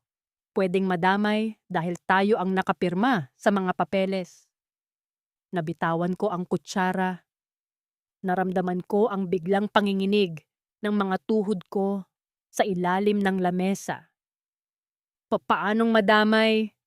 Wala naman tayong alam na peke yun, peke, di ba? Tumingin sa akin si Bong. Isang tingin na punong-puno ng pagdududa. Iba sa tingin niya dati na punong-puno ng tiwala. Cherry, tapatan tayo. Nung binili mo ang lupang yon, sino ang kausap mo? Bakit hindi mo ako pinasama sa pag-aayos ng papel? Sabi mo noon, surprise para sa akin. Pero ngayon, parang ang surprise ay ang pagkakakulong nating dalawa. Bong, maniwala ka. Gusto ko lang namang mapabilis ang lahat. Depensa ko. Mapabilis? O mapadali? Tumayo siya. Hindi na niya tinapos ang pagkain niya. Minsan nagtataka ako, Cherry. Sa 3 taon mo doon parang ang dami mong pera. Masyadong marami para sa isang domestic helper. May hindi ka ba sinasabi sa akin? Yun na yon. Ang tanong na kinatatakutan ko. Ang hangin sa loob ng kubo ay naging kasing bigat ng semento. Nakatitig lang ako sa kanya. Gusto kong sabihin ang lahat. Gusto kong sumabog. Gusto kong sabihin, oo Bong, may hindi ako sinasabi. Kaya ako maraming pera kasi binenta ko ang kaluluwa ko. Pero ang tanging lumabas sa bibig ko ay, wala Bong, nag-extra ako doon. Naglinis ako ng ibang bahay tuwing day off ko. Isang kasinungalingan na naman. Isang patong na naman sa bundok ng dumi na bitbit ko. Tumalikod si Bong. Lumabas siya ng kubo at naupo sa silong ng puno ng mangga. Nakita ko ang sindi ng sigarilyo niya sa dilim. Isang maliit na pulang tuldok sa gitna ng kadiliman. Doon ko natanto ang teknik, 3 ng aking buhay. Unanswered inner questions. Kahit hindi ko sagutin si Bong, ang tanong ay mananatili sa hangin. At ang tanong na walang sagot ay mas masakit kaysa sa katotohanang masakit. Dahil ang katotohanan, kapag nasabi na, ay pwedeng paghilumin. Pero ang pagdududa, unti-unti nitong nilalason ang bawat yakap, bawat halik, at bawat panalangin. Napatanong ako. Hanggang kailan ko kayang panindigan ang kasinungalingang ito? At ano ang mas masakit? Ang mawala ang lahat ng kayamanan o ang makita ang asawa ko na unti-unting lumalayo dahil hindi na niya ako kilala? Sa gabing yon, habang nakikinig ako sa huni ng mga kuliglig, isang desisyon ang nabuo sa isip ko. Kailangan kong gumawa ng paraan. Hindi para ibalik ang yaman, kundi para iligtas ang huling piraso ng pagkatao ko bago ako tuluyang lamunin ng dilim. Ang hirap palang maglinis ng dumi ng ibang tao habang ang sarili mong dumi ay hindi mo mahugasan. Isang hapon, habang naglalaba ako sa batis, tinitingnan ko yung bula ng sabon. Alam nyo ba yung sabong panlaba na bar? Yung puti? Yung perla? Yun ang gamit ko. Ang bango niya, amoy malinis, amoy sanggol. Pero sa tuwing tumatama yung bula sa mga sugat sa daliri ko, humahapdi. At sa bawat hapdi, naaalala ko yung mga gabing suot ko, yung mga mamahaling alahas na bigay ni Sir. Ang daling magkunwari kapag mayaman ka. Pero kapag mahirap ka na, pati ang paghinga mo, parang may utang ka sa mundo. Pag-uwi ko sa kubo bitbit ang palanggana ng basang damit, nakita ko si Bong. Nakaupo siya sa papag. Hawak ang isang kulay kape na envelope. Nanlamig ako. Yun yung envelope na itinago ko sa ilalim ng mga lumang damit sa sako. Cherry, tawag niya. Hindi siya nakatingin sa akin. Nakatitig lang siya sa mga papel sa loob. Ano to? Dahan-dahan kong ibinaba ang palanggana. Narinig ko ang pagbagsak ng tubig sa lupa. Plok, plok. Parang tunog ng luha na hindi ko mailabas. Sulat yan mula sa kumpanya sa abroad. Mahina akong sagot. Alam ko. Marunong akong magbasa, Cherry. Kahit hindi ako nakatapos, naiintindihan ko ang salitang legal action at illegal transfer of funds. At ang pangalan mo, nakasulat dito kasama ang pangalan ng amo mong lalaki. Tumayo siya. Sa liwanag ng papalubog na araw na tumatagos sa mga siwang ng kawayan, nakita ko ang mukha ni Bong. Hindi siya galit. Mas masakit pa sa galit.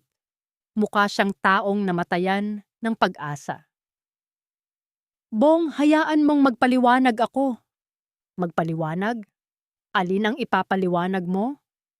Na yung perang pinang-tiles natin sa mansyon, yung perang ibinili natin ng truck, ay galing sa panloloko?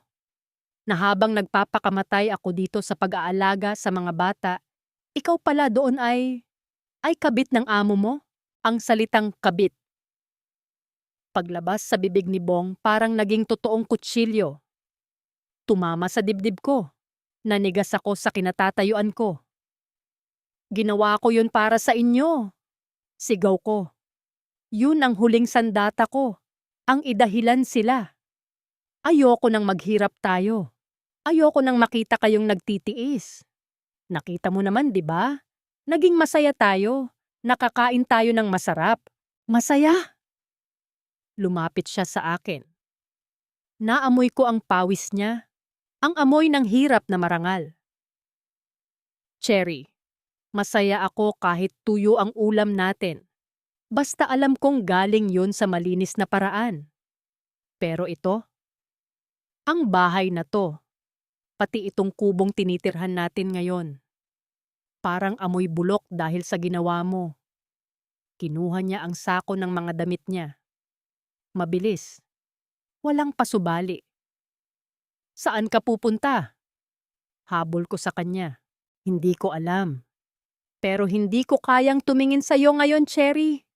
Sa tuwing tinitingnan kita, hindi ko na nakikita yung Cherry na pinakasalan ko. Ang nakikita ko na lang ay yung babaeng pumatol sa mayaman para lang sa pera. Bong, patawarin mo ako. Lumuhod ako sa lupa. Napakapit ako sa binti niya. Ang dumi ng kamay ko, punong-puno ng bula ng sabon at putik. Nadungisan ko ang pantalon niya. Huwag mo kaming iwan. Please. Binawi niya ang binti niya. Hindi niya ako tinulungang tumayo. Hindi ko kayo iiwan. Magpapadala ako para sa mga bata. Pero sa'yo? Hindi ko alam, Cherry. Hindi ko alam kung kaya ko pang matulog sa tabi mo nang hindi naiisip na may ibang lalaking humawak sa'yo kapalit ng mga tiles na yon. Lumakad siya palayo. Pinanood ko ang likod niya habang papalayo siya sa gitna ng palayan. Ang dilim na. Ang tanging naririnig ko na lang ay ang malakas na iyak ng mga anak ko sa loob ng kubo. Narinig pala nila ang lahat. Doon ko natanto ang tunay na kahulugan ng fade to black. Hindi yun yung sa pelikula na nagdidilim ang screen. Yun yung sandali na ang lahat ng liwanag sa buhay mo, ang tiwala ng asawa mo, ang respeto ng mga anak mo, ay unti-unting namamatay hanggang sa wala ka nang makita, kundi ang sarili mong kadiliman. Napatingin ako sa palad ko. May natitira pang bula ng sabon. Hinipan ko yon. Naglaho. Parang yung yaman ko. Parang yung pamilya ko. Tanga ko. 'Di ba? Akala ko, pera ang magliligtas sa amin. Pero pera rin pala ang papatay sa kung anong meron kami. Sa gabing yun, natulog ako sa papag na mag-isa. Ang lamig ng kawayan ay ramdam na ramdam ko sa likod ko. At sa bawat pagpikit ko, hindi na si Madam ang nakikita ko. Hindi na rin si Sir. Ang nakikita ko na lang ay ang mukha ni Bong nung huling beses niya akong tiningnan. Yung tingin na nagsasabing, "Sayang ka, Cherry. Sayang tayo." Lumipas ang 1 buwan na wala si Bong. Ang bawat araw ay parang 1 taon. Ang pagkilos ko ay parang robot. Laba, sampay, hatid ng damit, luto para sa mga bata. Ang mga anak ko, hindi sila kumikibo. Yung panganay ko, si Justin, hindi na ako tinitingnan sa mata. Alam ko na intindihan niya ang lahat. Isang gabi, nakita ko siyang nakatitig sa litrato namin nung nasa mansyon pa kami. "Nay," tawag niya. "Totoo ba yung sabi ni tatay? Na naging masama kang babae sa abroad?" Gusto kong magsinungaling. Gusto kong sabihing nagkamali lang ang tatay niya. Pero nung makita ko ang linis ng mga mata ng anak ko, hindi ko kaya. Hindi ko kayang dagdagan pa ang dumi. "Nagkamali si Nanay, Justin," bulong ko. "Akala ko kasi, kapag may pera tayo, magiging masaya na tayo. Hindi ko alam na may mas mahalaga pa pala sa pera." "Bakit hindi ka na lang nagstay nakatulong lang, Nay? Okay lang naman sa amin kahit wala tayong malaking TV, basta nandito ka lang." Doon ako gumuho. Ang bata mas matalino pa sa akin. Ang bata mas alam ang halaga ng katotohanan kaysa sa akin na nakatapos ng high school at nakarating ng ibang bansa. Isang hapon may dumating na sasakyan sa tapat ng kubo namin. Isang itim na SUV. Kinabahan ako. Akala ko pulis na. Pero nung bumaba ang bintana, nakita ko ang isang pamilyar na mukha. Si Presi. Ang kasamahan ko sa abroad na naging saksi sa lahat ng kalokohan namin ni Sir. "Cherry," tawag niya. Bumaba siya ng sasakyan. Nakabihis siya ng maayos, amoy mamahalin. "Nabalitaan ko ang nangyari sa iyo. Pinahanap kita." "Anong ginagawa mo rito, Presi?" "Pinapasabi ni Sir, gusto kanyang tulungan. Alam niyang naghihirap ka. Pinapabigay niya to." Inabutan niya ako ng isang makapal na sobre. Alam ko ang laman nun. Pera. Maraming pera. Marahil sapat para mabayaran ang utang namin, sapat para makuha uli ang hardware, sapat para bumalik sa mansyon. Tiningnan ko ang sobre. Pagkatapos, tiningnan ko ang kubo ko.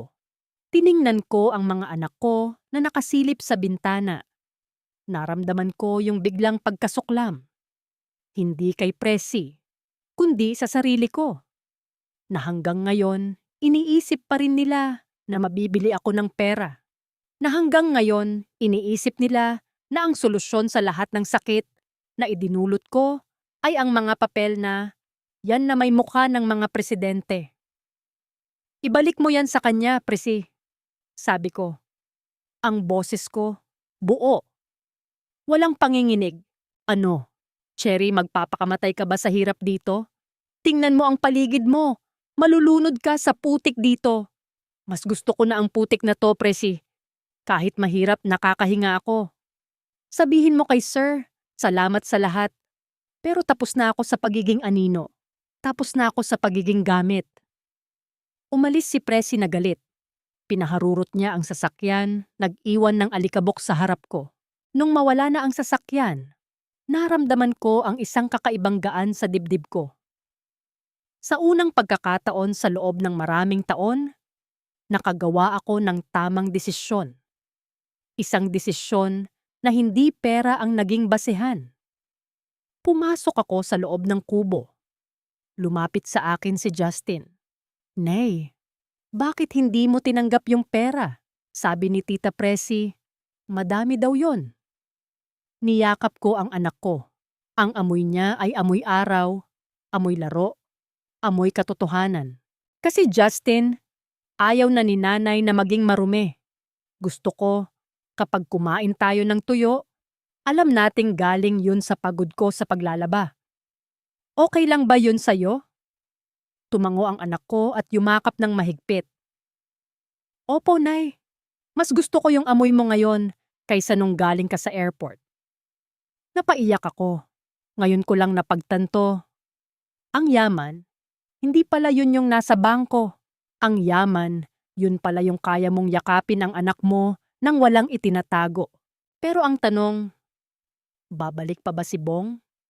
O sapat na bang maging malinis ako para sa mga anak ko kahit habang buhay akong mag-isa?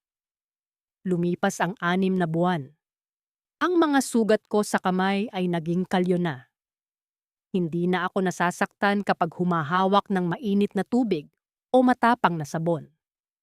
Nasanay na ang katawan ko sa hirap. Isang gabi, umuulan ng malakas. Hindi bagyo, pero malakas na buhos na nagpapatunog sa aming bubong na nipa. Nakaupo ako sa tapat ng pintuan, pinapanood ang patak ng ulan. May aninong lumitaw sa dulo ng daan. Isang lalaking may bitbit na bag. Tumigil ang tibok ng puso ko.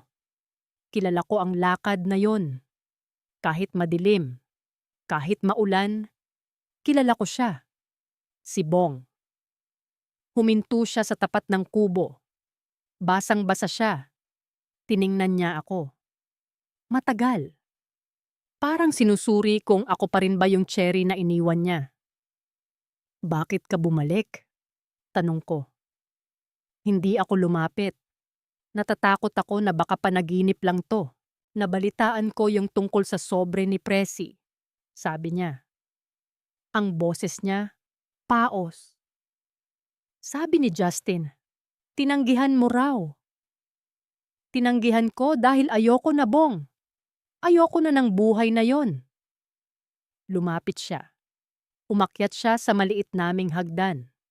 Pumasok siya sa loob at ibinaba ang bag niya. Naamoy ko uli siya. Amoy ulan, amoy pagod, amoy asawa.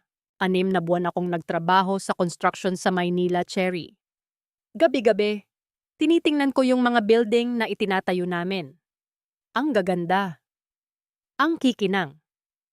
Pero sa tuwing titingnan ko yung mga semento, naaalala ko yung hardware natin. Naaalala ko yung pagkakamali natin. Patawarin mo ako, Bong. Kung pwede ko lang ibalik. Hindi na natin maibabalik ang nakaraan, Cherry. Pero nung nalaman kong tinanggihan mo yung pera ni Sir, doon ko napagtanto na baka may pag-asa pa. Hinawakan niya ang kamay ko. Tiningnan niya ang mga kalyo ko. Ang mga sugat na tuyo na. Ang pangit na ng kamay mo, biro niya.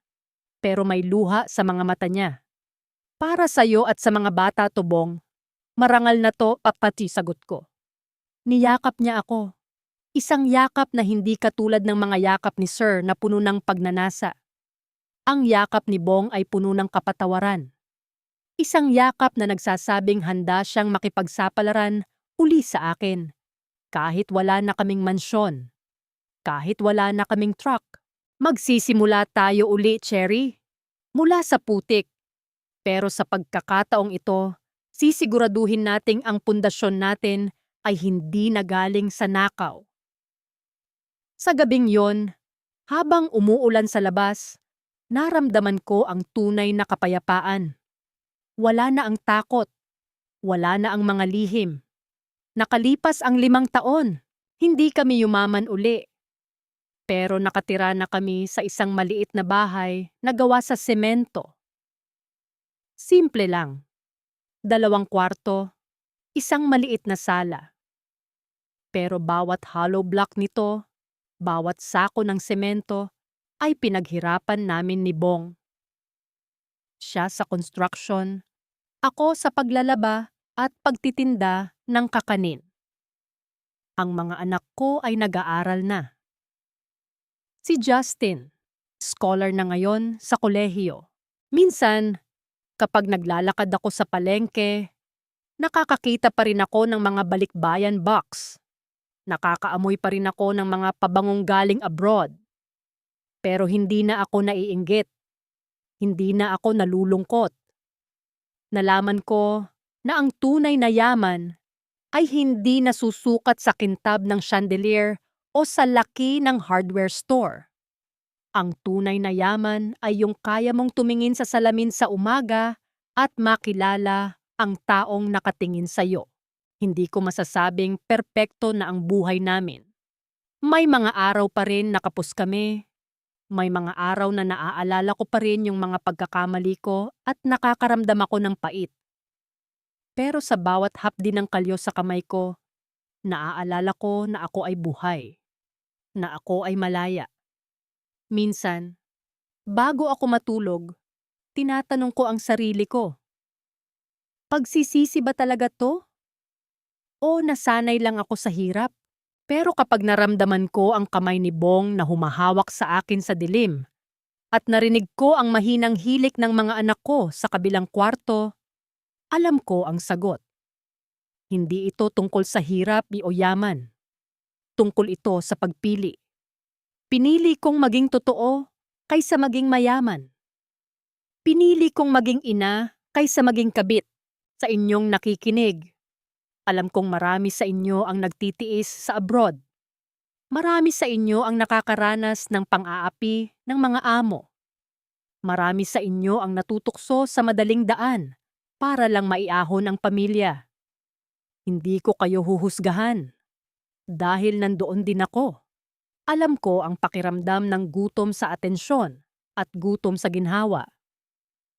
Pero itatanong ko sa inyo ang huling bagay na itinanong ko sa sarili ko nung gabing iniwan ko ang mansyon.